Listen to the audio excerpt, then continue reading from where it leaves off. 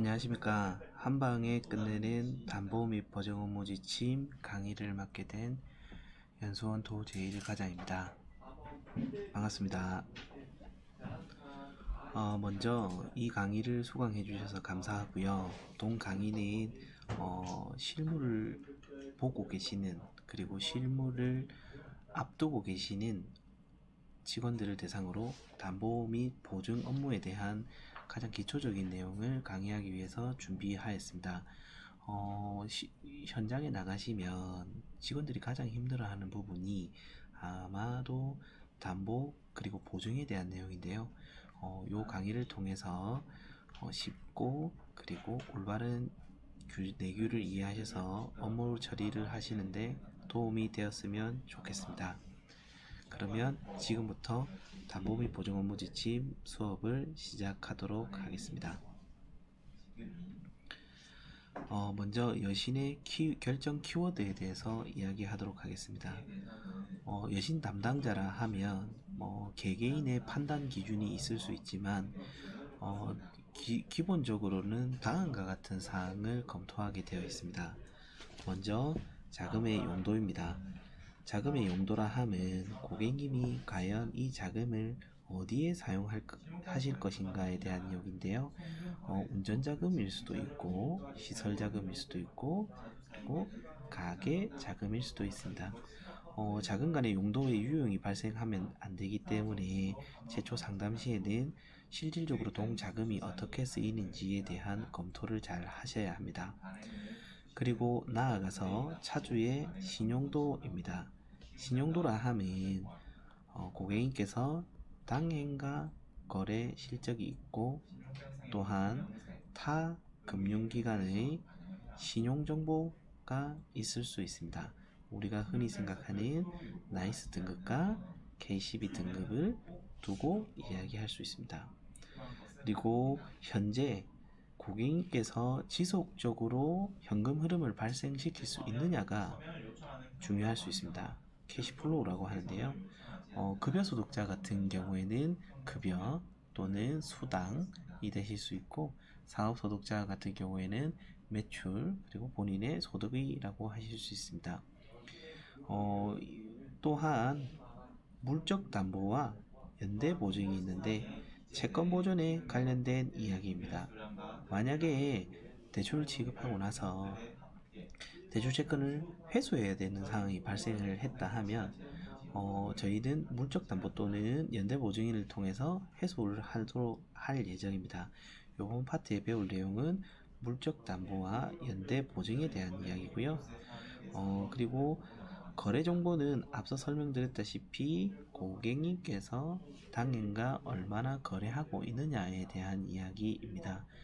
여신을 결정하기 위해서는 다음과 같은 6가지 기준 정도를 포인트로 잡으시고 고객님과 상담을 하시면 특별한 어려움 없이 상담을 진행하실 수 있을 것 같습니다. 여신 지원의 결정 고려 요소를 한번 보시도록 하겠습니다. 고객님이 창구에 내점하셨어요. 이 고객님이 창구에 내점을 하셨는데 도과장님 신용대출 5억이 필요합니다 이야기를 했어요. 그러면 여러분들이 좀 당황하시겠죠. 정말요? 갑자기 왜 내한테 이런 시련을 주지? 이런 생각을 하실 수도 있어요. 너무 크게 걱정 안 하셔도 될 것 같아요. 우선 손님이 하는 이야기를 들어주는 게 중요할 것 같습니다. 고객님과 상담을 해보니 이 고객님은 김분이라는 분이시고 지점 앞에서 삼겹살집을 하시는 분입니다.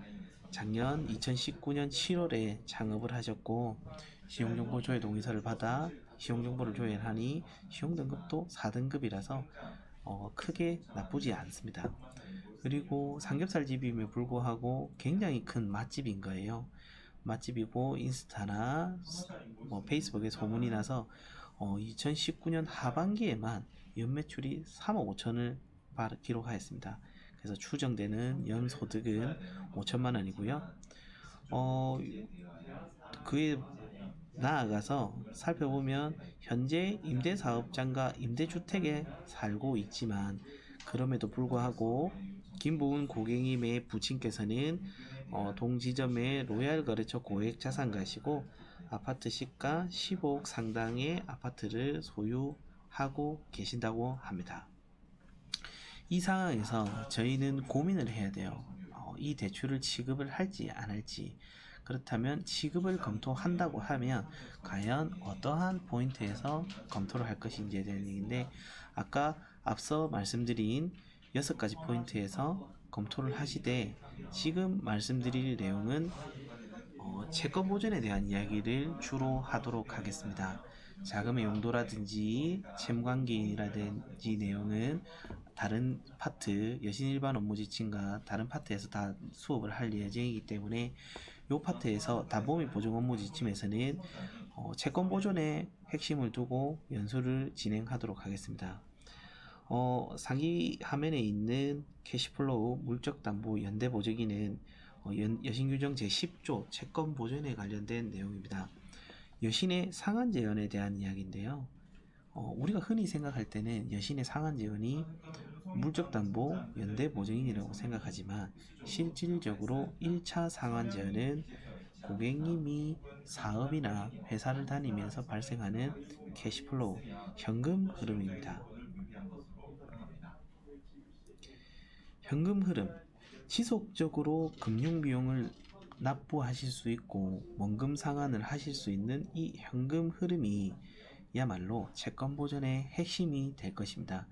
그러나 거기에 나아가서 물적담보 연대보증인도 중요한 채권 보전 방책입니다. 물적담보라 하면 실질적으로 저희가 물적담보로 가장 많이 취급하는 경우는 부동산과 동산, 예금 등이 있습니다.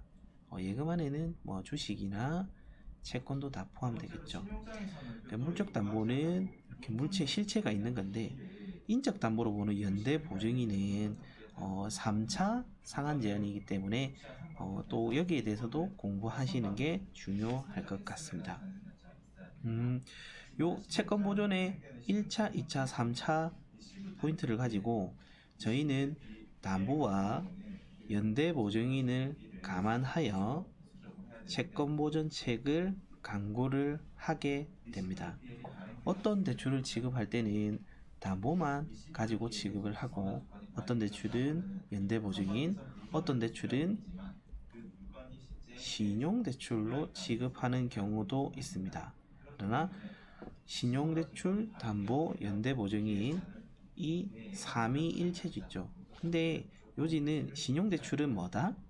캐시플로우다. 고객님이 가지고 있는 캐시플로우를 기반하여 대출을 해주는 게 신용대출이고, 이 신용대출을 함에 있어서 대출 금액이 많거나 추가 상한 채원이 필요하다 싶으면 담보나 연대보증인을 요청하여 당행에서는 채권 보전을 하고 있습니다. 아까 상황으로 돌아가 보도록 하겠습니다. 김부은 고객님에 대한 내용인데요.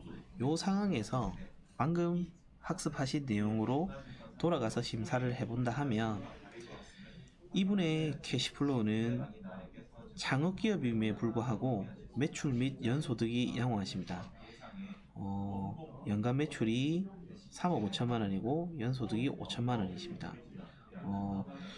캐시플로우는 요래요래한데 물적담보를 보면 본인 명의 임대사업장, 임대주택이니 부동산 보유는 없는 걸로 확인이 됩니다. 다만 부친의 아파트 시가 15억짜리를 소유하고 계시기 때문에 부친 소유 부동산이 있는 것으로 재산조사가 되며, 나아가서 연대보증인으로는 고액 자산가인 부친이 입보 가능하실 수도 있습니다.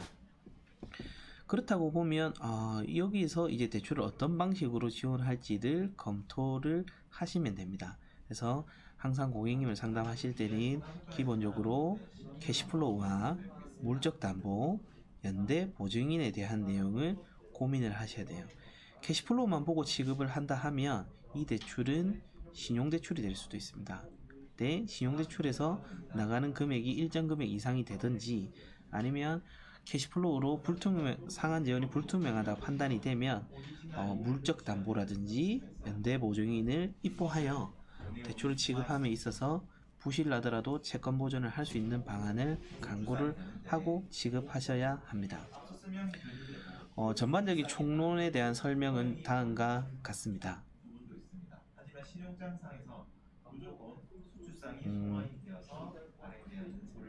다음과 같고요. 그래서 이번 시간부터 담보 및 보증 업무 지침에 대한 총칙을 살펴보도록 하겠습니다. 먼저 담보 및 보증 업무 지침 제2조 금지 행위에 대해서 이야기하도록 하겠습니다. 금지 행위라 함은 담보나 보증 업무를 취급함에 있어서 절대 하지 마라. 일단 이거는 하지 말고 시작을 해라 라는 겁니다. 대부분의 조항을 살펴보시면 금융소비자 보호와 밀접한 연관관계를 가지고 있으니 동 업무를 취급함에 있어서 제2조 정도는 꼭 기억을 해주시기 바랍니다.